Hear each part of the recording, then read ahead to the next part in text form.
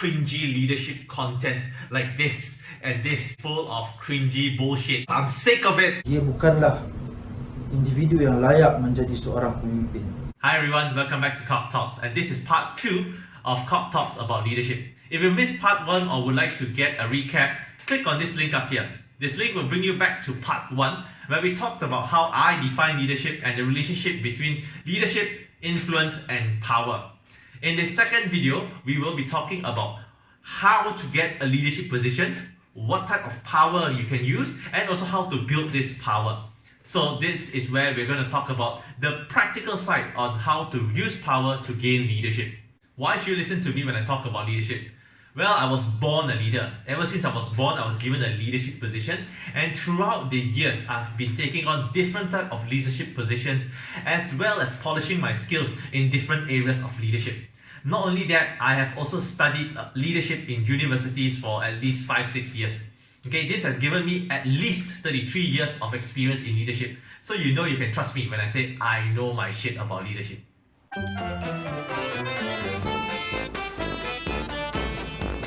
So back on a serious note, how do I become a leader or how do I get a leadership position? Well, a lot of leadership gurus out there will mystify it, saying that you need a vision, you build yourself with skills, imbue yourself with the confidence to have the charisma to influence others, and blah blah blah blah blah blah. Actually, those are too flowery. To be absolutely honest, after so many years of leading others, being in leadership position and seeing other people being successful leaders, actually it just boils down to one thing. You raising your hand and say, I want to be a leader. That's it. You just need to volunteer to be a leader. There's no secret. Just one thing you need to do, raise your hand, say it out loud, I want to be a leader, and volunteer. And that is how you get a leadership position. It is that simple. If you're a kid and you want to be a prefect or a class monitor, just raise your hand. Cikgu saya jadi pengawas ataupun ketua kelas. Okay, if you want a promotion at work, just tell your boss, I want a promotion. Is there any vacancies? Or just go and apply for it on Job Street. If you want to be a leader of your community or a politician, go to your nearest political party, okay, or go to a persatuan that is nearby. Go to a rukun tetangga and say, I would like to volunteer to be a leader of certain activities you have, or even this area. Okay, what can I do about it? And from there, chances are you will get a leadership position. And even if you don't get the top position, you would get somewhere around the middle. So why would I say that it's so easy to become a leader? Well, think about it. Most people shy away from being leaders. Think about it. The last time someone asked for a volunteer to become a leader for any sort of activities, what happens? Does anyone want to lead the discussion and share your thoughts? So that is usually happening. That's why you see a lot of leaders are usually very opinionated and willing to speak out even though they don't make sense. Are they usually the smartest people around? Not necessarily. Look at the previous president of the United States. He was just loud, that's why. He just speak out and stop the leadership by saying, I want to lead this bunch of people. And that's how he got the leadership position. So why does this happen? Why is it so easy to take over leadership just by speaking out? Well, it is because human psychology are actually meant to make followers. One of the best parables for this would be the story of Jonah from the Bible. So how did the story go? Well, God told Jonah, hey, Jonah, go to this town for me. I need a prophet there. Be my messenger. Spread the word of God. I am behind you. God is behind you. Just go there and do your job. No problem. And, coming from God, you know what Jonah said? Jonah said, no lah, too much responsibility for me. Please find someone else. I cannot take this job. And that guy actually tried to run away from God.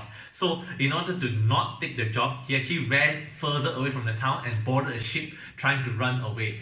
And at night, God sent a storm. He fell off the ship, swallowed by a giant fish or a whale. And then he was spat out in front of the town that he was supposed to go. In the end, he had to take up the job. So this story is the basis of what we call the Jonah complex. It is a situation where someone shies away from being a leader because I'm not confident, I don't have the self-confidence, nor do I want the responsibility of being a leader. So happens very frequently. A lot of people just do not want to take up the responsibility of a leader. I don't mind enjoying the benefits of being the leader, but don't tell me to take the responsibility. There's no reason for me to, because I will be responsible for the lives of others because I influence them. Okay, so this is why a lot of people do not want to take up leadership. So is it wrong to not want to become a leader and just prefer to become a follower? You know, leadership gurus, leadership courses will tell you, you need to become a leader, you need to earn more money, and leadership is the way to do it. You know, get that position, you know, move up the social ladder. Actually, to be absolutely honest, you don't need to. I mean, if you're happy with the way you're living, for what? Why take on the responsibility? You know, you don't even have a reason to. If you're not motivated to, you don't need to. Do you need to become a leader to move on with your career? Well, maybe just a little, but if you're a professional, someone who's good at what you do, like you're a programmer or you're an architect, you don't need to. Most success in the world actually come from teamwork, where in addition to having one leader, you have a lot of good followers to make sure that your team achieve what you want to achieve. One of the best lessons I ever had about leadership and teamwork is actually a 15-minute lecture from my Taekwondo master back when I was 14. He told the class, behind every successful man, there is a woman. If you cannot be the man, then be the woman. In the end, both of you working together will bring you the success you want. So what's wrong with being the woman? So this story actually taught me about good followership and why there is no need for you to force yourself to become a leader. If you really have a reason to, a vision to achieve, go ahead. But if you just feel like I don't need the responsibility, let someone else lead, but support them however you can. Another thing about the human psychology that makes it easy for leaders to gain power just by speaking up is that we are just programmed to follow social hierarchy and listen to authority. Classical experiments such as Stanley Milgram's shock experiment, where instructions to shock unwilling victims were followed by the participants blindly just because it came from a figure of authority. Zimbardo's prisoner experiment, where he arbitrarily, randomly set people to become prison guards and prisoners, and these prison guards actually gained power to actually commit certain unspeakable things to the prisoners just because their name were prison guards. And the experiment actually stopped halfway because there was an ethical issue. So these two experiments actually show that just by giving yourself the title of a leader, there might not be any power behind it. Just calling yourself a leader gives you some power and influence over other people. So with that in mind, you can see how easy it is to get a leadership position. Just go out there and say, I want to be a leader, and you will get a leadership position. But of course, the next step in leadership is to actually be able to use the power you have, to actually hone this power, polish this power, to influence your people and make sure they stay loyal to you and continue to listen to you. So what are the different types of power we have? French and Raven, they came up with 5 different types of power that a person has to influence other people. And then Raven, he added a 6th. So in the next part of the video, we'll be explaining all 6 of these different powers and how we can use them to influence other people. The first 2 types of power is the most common and also the easiest to use. First is the power to reward, and second, the coercive power, the power to punish. The reward power is very simple, mostly used by MLM companies and also insurance companies on their agents. They cannot force you to work, but you are just agents, you know, you don't get paid. So what they do is they give you different type of rewards lah. You can get trips, you can get cash rewards, you can get titles if you do a certain things and achieve a certain objective. And that's how they push you to achieve and do more sales for them. The second type of power, the coercive power, is basically the power to punish other people for not listening to you. Sun Tzu from The Art of War demonstrated this very well when the king actually asked him to give him a challenge. Train my harem to march like professional soldiers. Sun Tzu gave the orders. The first time, the girls, all the ladies actually laughed and said, I don't know. He blamed himself. He said, never mind, let's do this a second time. When he gave the orders a second time and the ladies actually also played around, he said, this time it is your fault. So I have to punish you. So what's the punishment? He beheaded the king's favorite concubines, two of them, beheaded them. The third time he gave order, no problem, everyone can march very well. So that's how punishment works. You punish them if they don't listen to you, and after that, they will follow what you say. So of course, I'm not telling you to go and chop off people's head to influence others. It can be different type of punishment. For example, financial. You give them a saman for doing something you don't like. Okay, ask them to pay you something. It can be social, where you ostracize a person. I don't talk to you for 5 days. Okay, it can be a moral thing where you just go and tell people, oh, you are not doing something correct. Make them feel guilty inside. It can be psychological. So all these things that give people shit is also a very effective way to influence others. And the third type of power is the power of legitimacy, where the power is given to you just because you hold a certain title or a position. You do not need to have the power to punish or reward from this title. All you need to do is just have the title and people will automatically respect you. For example, you can have religious leaders, certain kings and queens, association leaders. All of these things, just because they hold a title, you have to listen to them, and you would listen to them because you acknowledge their legitimacy.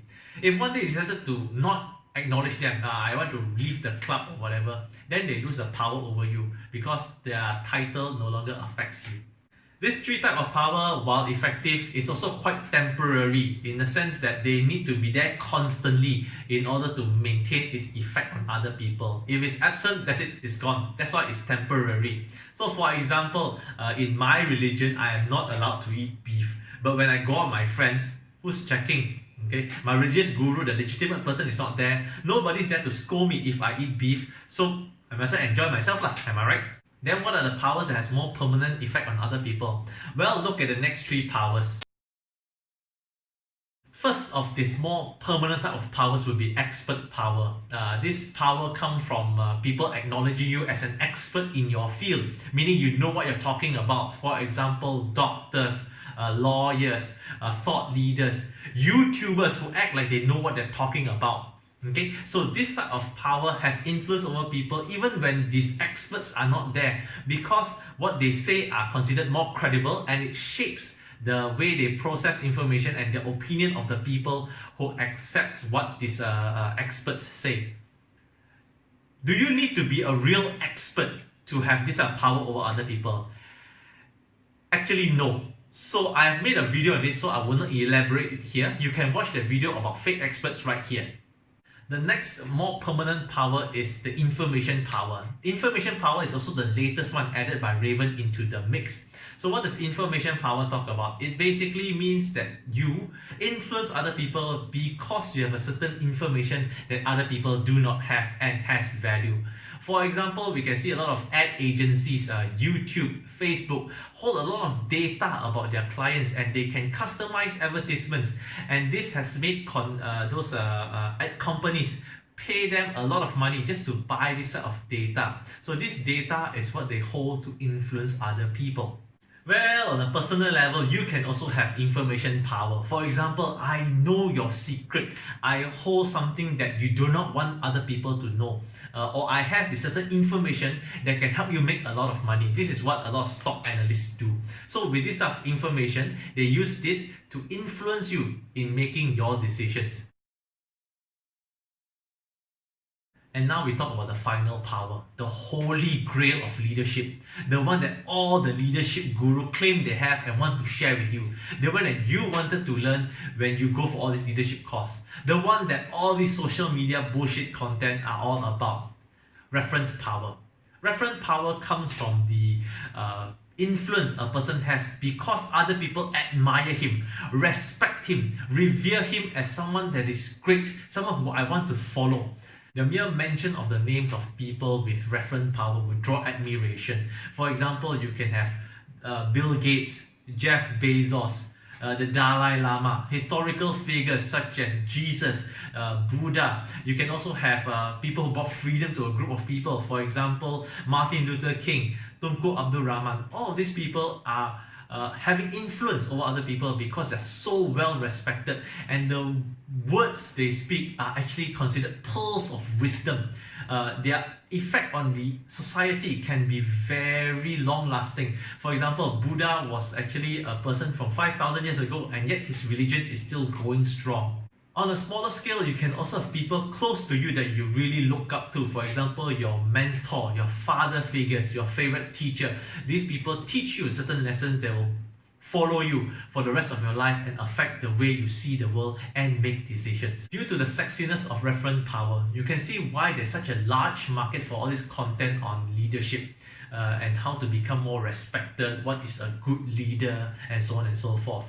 But if you scrutinize this content, you will find that they actually contain a lot of fantasies that followers have for leaders that they respect. Okay, these are characteristics that followers romanticize that a revered leader should have. Examples of these romanticized fantasies can be seen in part 1 of my video about leadership. But then in reality, we need to know these are just fantasies. In fact, referent power has no set guidelines on how to build them. There are a few certain things that you need to do. For example, you need to be charismatic. You need to have the success to back it up. But a lot of times, it is not so set in stone. Okay, some of the leaders that we look up upon also have their flaws. For example, Steve Jobs is very looked up upon in the business world for revolutionizing the iPhone and also the music industry. But we all know that he was an asshole to work with. And the rising star of China, Jack Ma, was also known to be not so smart. So with the 6 powers shared, you can see why referent power is not the most important in your personal leadership. You can have other forms of ways to influence other people. So as long as you're able to use your different powers effectively, you can have great leadership on other people already. So in the end, please stop sharing all this leadership bullshit content that does not add value to anyone at all, other than to provide a form of escapism. Well, that will be the end of our video this time around. Thank you very much for watching. Remember to subscribe if you like what I said. If you don't like what I said, feel free to comment and let's have a debate. Thank you very much, and I'll see you next video.